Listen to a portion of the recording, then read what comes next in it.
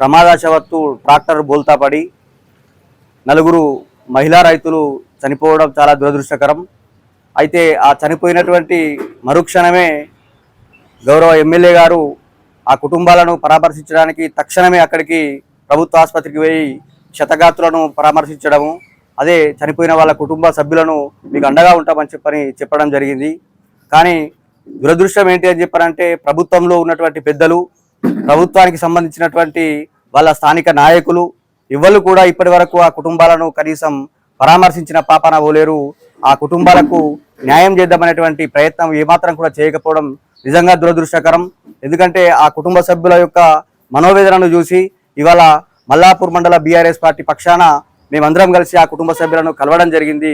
వాళ్ళ యొక్క బాధను, వాళ్ళ యొక్క గాథను మేము విన్నాం. ఈరోజు ఇవాళ 100% ఆనాడు గౌరవ ముఖ్యమంత్రి, మాజీ ముఖ్యమంత్రి కేసీఆర్ గారు ఒక రైతు మరణిస్తే ఆ కుటుంబానికి ఆసరగా ఉండాలనేటువంటి ఉద్దేశంతో ఆనాడు రైతు బీమా ద్వారా 5 లక్షల రూపాయలు కేటాయించడం జరిగింది. కానీ ఇవాళ అదే రైతు కూలీ అని పోతే ఆ రైతు కూలీకి ఒక అనా పైసా కూడా ప్రభుత్వం నుండి ఎటువంటి ఆర్థిక సహాయం అందకపోవడం నిజంగా దురదృష్టకరం.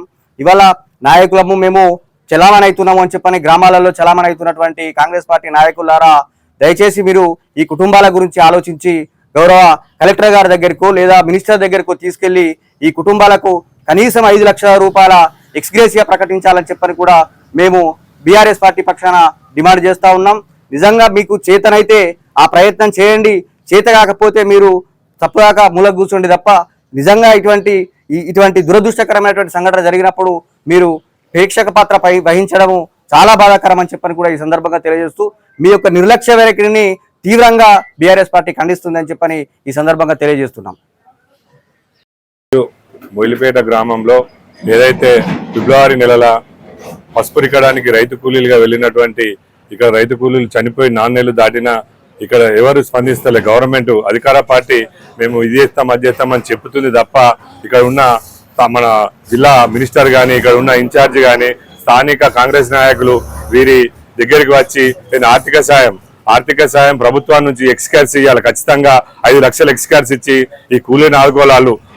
కూలీ వేస్తే తప్ప పొట్టగలని పరిస్థితిలో ఇది అందరు ఉన్నారు. ఇక్కడ వీళ్ళందరినీ చూస్తే మాకు చాలా బాగా అనిపిస్తుంది. చిన్న పిల్లలు ఉన్నారు, మహిళలు ఉన్నారు. పాపము ఒకటే కుటుంబంలో 2 చనిపోవడం దురదృష్టము.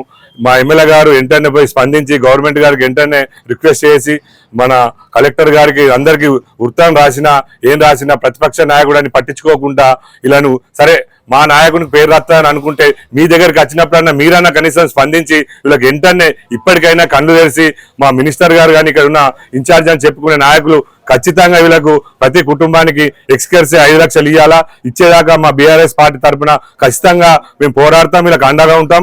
ఖచ్చితంగా ఇక్కడికి వస్తే మినిస్టర్ గారిని ఖచ్చితంగా మేము అడ్డుకొని ఇలా తరఫున మేము అడిగి ఎక్స్కేర్స్ ఇచ్చేదాకా మేము పోరాటం చేస్తామని ఈ ప్రత్యేక ముఖంగా మీకు అందరికీ తెలియజేసుకుంటూ ముగిస్తున్నాం. నేను మంగళారపు శృతి, మంగళారపు లలిత మా తల్లి చనిపోయింది ట్రాక్టర్ బోల్తా పడడం వల్ల. మా ఇంట్లో మేము 4 పిల్లలం. ఆ రోజు ఈ సంఘటన జరిగినప్పుడు ఎమ్మెల్యే సంజయ్ గారు వచ్చారు. అతను చూసి అక్కడ హాస్పిటల్ అంతా చెక్ చేసి వెళ్ళారు. కానీ ప్రభుత్వం పార్టీ కాంగ్రెస్ పార్టీ అనేది మాకు ఇంతవరకు ఎటువంటి సహాయం చేయలేదు. మేము ఆల్రెడీ కలెక్టర్ ఆఫీస్ దగ్గరికి వెళ్ళి ఎక్స్గ్రీషియా కూడా అప్లై చేశాము. అతను చూస్తామని అన్నారు కానీ ఇంకా మాకేం సాయం చేయలేదు. 4 months అవుతుంది. నేను క్వశ్చన్ ఇస్తున్నాను, ఏంటి అసలు మమ్మల్ని ఎవరు కూడా పట్టించుకోవడం. అందరం ఇంత చిన్న పిల్లలం ఉన్నాం. ఇంత చిన్న పిల్లడు మా తమ్ముడు, వీళ్ళు చూడండి వీళ్ళు ఎంత చిన్న పిల్లలు ఉన్నారు. ఎవరేం పట్టించుకోవడం. వస్తున్నారు, చూస్తున్నారు, మాట్లాడిస్తున్నారు, వెళ్ళిపోతున్నారు కానీ ఎవరు కూడా ఎటువంటి సహాయం కూడా చేయట్లేదు. మేము ఏదన్నా అప్లై చేసినా ఇన్సూరెన్స్ కానీ ఏదన్నా అప్లై చేసినా కూడా ప్రతి ఒక్కటి లేట్ జరుగుతుంది. ప్రతి ఒక్క దగ్గర ఆగిపోతూనే ఉంది. ఎవరంటే ఏమన్నంటే సిగ్నేచర్ రావాలి, ఇది కావాలి, అది కావాలని ఎవ్రీ టైం మేము ఆఫీస్కి వెళ్తున్నాం, బ్యాంక్కి వెళ్తున్నాం, ఎవరేం చేయట్లేదు. పోలీస్ స్టేషన్ వెళ్తున్నాం, ఎవరేం చేయట్లేదు. అసలు ఏంటి ప్రభుత్వం ఏంటి నేను క్వశ్చన్ చేస్తున్నాను. ఏమనంటే నువ్వు చదువుకున్నావు కదా అని అంటున్నారు. చదువుకున్నా కానీ కూడా అసలు నా చదువు కూడా పనిచేస్తలేదు. నేను ఉస్మానియా కాలేజీలో ఇప్పుడు పీజీ చేస్తున్నా. నేను అన్ని సెర్చ్ చేస్తున్నా, ఇది చేయాలి, అది చేయాలి, ఇది చేయాలి. అరే నేను చదువుకున్నా, నా కుటుంబంకి ఏదైనా సాయం చేయాలన్నా అని కూడా అక్కడ ప్రభుత్వం ఏం స్పీడ్ పనే జరగట్లేదు. 4 months అవుతుంది. ఒక ఇంట్లో ఒక ఇంటి మహిళ చనిపోతే ఎంత బాధ్యత ఉంటది. మా డాడీ చూడండి, మా పప్ప, ఈ అంకల్ చూడండి ఒకసారి, అందరు ఎట్లా అయిపోతున్నారు పిల్లలు. ఇతనైతే 12 years అమ్మాయి చనిపోయింది, వీళ్ళ అక్క చనిపోయింది, వీళ్ళ అమ్మ చనిపోయింది. కానీ ఎవరు వస్తున్నారు, మాట్లాడిస్తున్నారు, వెళ్తున్నారు. అసలు రావడం ఎందుకు మరి, మాట్లాడించడం ఎందుకు, ఎవరేం సాయం చేయండి. నేను ప్రతి ఒక్క గవర్నమెంట్, ప్రతి ఒక్క పార్టీ నేను క్వశ్చన్ చేస్తున్నాను, ఏంటి మీరు సాయం చేసేది. ప్రతి ఒక్క గవర్నమెంట్ పార్టీ నాకు ఇప్పుడు నాకు ఆన్సర్ చెప్పాలి. నాకు ఇప్పుడు ఎక్కడ కూడా స్పీడప్ జరుగుతలేదు. పోలీస్ స్టేషన్ అంటారు, బ్యాంక్ అంటారు, బ్యాంక్ తర్వాత ఇటు అంటారు, అటు అంటారు, మళ్ళీ గవర్నమెంట్ హాస్పిటల్ అంటారు. ఏంటి అసలు. మేము కలెక్టర్ ఆఫీస్ దగ్గరికి ఇచ్చిన తర్వాత చూస్తాం నేను ఇట్లా ఇట్లా ఇట్లా పక్కకు పెట్టేసారు అంతే. ఇప్పటికి 4 months అయితే మేము అప్లై చేసి, అక్కడ అయిపోయిన 1 month 15 days లో మేము అప్లై చేసాం ఎక్స్గ్రీషియా. ఇక్కడికి ఒక్క సెకండ్, ఇప్పటికి ఒక్క మినిట్ కూడా ఏం కూడా జరగలేదు మాకు. అరే మేము చూసుకుంటాం అంటున్నారు, మళ్ళీ వెళ్ళిపోతున్నారు. మాకేంటిదో మేము క్వశ్చన్, ప్రతి ఒక్క గవర్నమెంట్ ఇప్పుడు రూలింగ్ పార్టీని అండ్ అన్ని పార్టీలను నేను క్వశ్చన్ వేస్తున్నాను, ఏంటి అసలు. మరి ఇట్లా జరిగినప్పుడు ఏమన్నా తీసుకుంటారా మీరేమన్నా, బాధ్యతలు ఇంతమంది బాధ్యతలు అయిన మీరేమన్నా చేస్తారా సహాయం. మరి చేయకపోతే రాకండి, మాట్లాడియకండి కూడా. నేను మా కూతురు మా అక్క చనిపోయింది ట్రాక్టర్ బోల్తా పడి, కూలిపోయిన పోయి రాగా.